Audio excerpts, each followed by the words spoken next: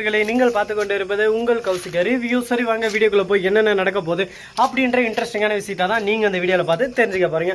அதுக்கு முன்னாடி நம்ம கதிரேசனா மறுபக்கம் அந்த கேடுகட்ட தீபிகாவை என்ன சூழ்ச்சிகள் பண்ணியிருக்காங்க, அவங்க சூழ்ச்சி மொத்தல எப்படி மாட்ட போறாங்க அப்படின்னு சொல்லிட்டு பாத்தீங்கன்னா அவங்க ரெண்டு பேரும் சூழ்ச்சிமம் பண்ணியிருக்காங்க. ஆனா அந்த சூழ்ச்சிமம் யாருக்கும் தெரியாத மாதிரி செஞ்சிருக்காங்க. இதெல்லாம் நம்புற மாதிரி இருக்கா பாஸ், என்ன பாஸ் அப்படின்னு சொல்லிட்டு ஒரு பக்கம் நிறைய பேர் கேட்பாங்க. கேட்கறவங்களுக்கு எல்லாம் ஒரே பதில் தான், அந்த ஒரு பதிலே நச்சுன்னு இருக்கிற பதில் மாதிரி ஒரு பதில் சொல்லிட்டாங்க. அது என்னடா அப்படின்னு சொல்லிட்டு பாத்தீங்கன்னா தீபிகா இருந்து நம்ம கதிரேசன் கிட்ட ஒரே ஒரு ஹெல்ப் தான் கேட்கறாங்க. அது என்ன அப்படின்னு சொல்லிட்டு பாத்தீங்கன்னா மல்லி இருக்காங்கல்ல, அவங்க தலைமுடி மறுபக்கம் அவங்களோட பிளட் இதுதான் எனக்கு தேவை அப்படின்னு சொல்லிட்டு சொல்றாங்க. என்ன காரணம் அப்படின்னு சொல்லிட்டு பாத்தீங்கன்னா நம்ம சுடர் இறந்தாங்களா அப்போ இந்த டிஎன்ஏ டெஸ்ட் எடுத்து, ஆனா அந்த டெஸ்ட் மறைமுகமாவே இருந்துச்சு அப்படின்னு சொல்லிட்டு போலீஸ் கிட்ட கொடுத்து போலீஸ் மூலயமா நாம அதை தெரிஞ்சுக்கிட்டு அதை அறிஞ்சு புரிஞ்சு நாம அதை கண்டுபிடிச்ச மாதிரி கண்டுபிடிச்சு மல்லிக்கு சரியான ஆப்பு வச்சிடலாம்.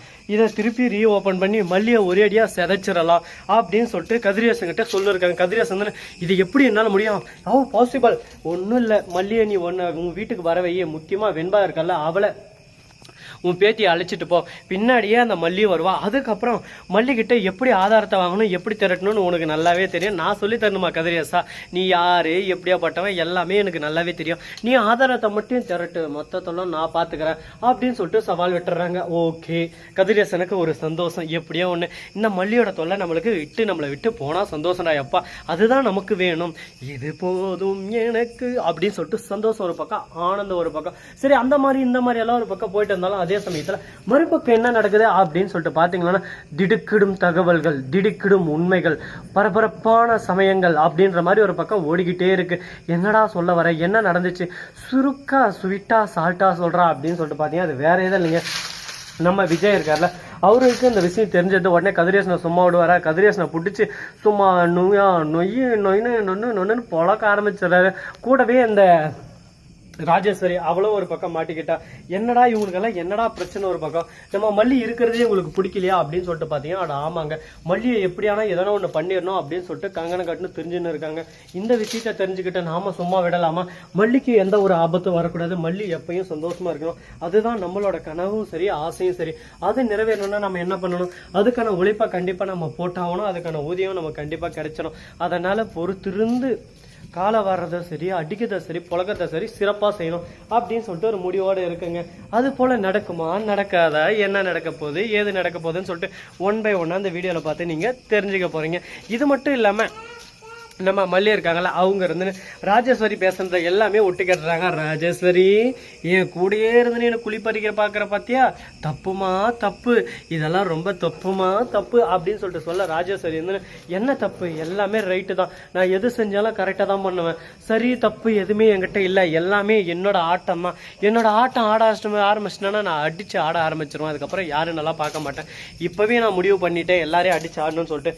அதனால என்கிட்ட நீ அது பேசுறது இது பேசுறது எது பேசினாலும் யூஸ் இல்லை, நான் பேசுறது மட்டும்தான் இங்க பேச்சு அப்படின்னு சொல்லிட்டு ஒரு பேச்சுல பேசினிருக்காங்க. சரி ஓகே, ராஜேஸ்வரி ஒரு பக்கம் கதிரேசன் தீபிகா இவங்க 3 பேரும் சேர்ந்துன்னு அழிச்சிட முடியுமா சொல்லுங்க பார்க்கலாம். எம்மா பெரிய சாம்ராஜ்யம் அது, அந்த சாம்ராஜ்யத்தை ஈஸியா அவங்க உடைச்சிடலாம்னு சொல்லிட்டு நினைக்கிறாங்க. வாய்ப்பில்லை ராசா, வாய்ப்பில்லை, என்னதான் பண்ணாலும் ஏதுதான் பண்ணாலும் நடக்கிறது தான் நடக்கும், ஓடுறது தான் ஓடும், வர்றதுதான் வரும். எல்லாம் ஒரு பக்கம் நடந்துருந்தா நம்ம என்ன பண்ண முடியும் சொல்லுங்க பார்க்கலாம். என்னதான் நடக்கும் நடக்கட்டுமே, இருட்டினில் நீதி மறையட்டுமே, அந்த மாதிரிதான் நாம ஒரு பக்கம் டைலாக் சொல்லி இருக்கணும்.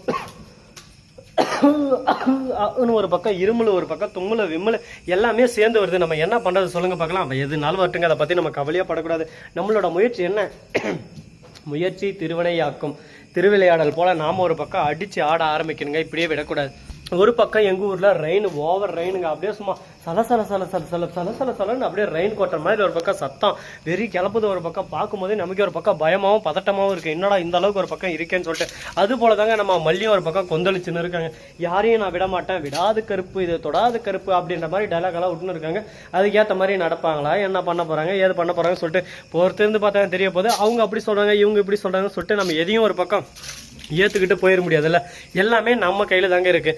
நாம் என்ன சொல்கிறோம்களோ அதுதான் இங்கே நடக்கும். அதை விட்டு ஐயோ அவன் அதை சொல்கிறோமா, ஐயோ இவன் அது சொல்கிறோமா, இப்படி நடந்துருமா அப்படி நடந்துருமோ சொல்லிட்டு நம்ம பதட்டு பாட்டுன்னு தான் லாஸ்ட் வரை பதட்டு பாட்டுன்னு தான் இருக்கணும்.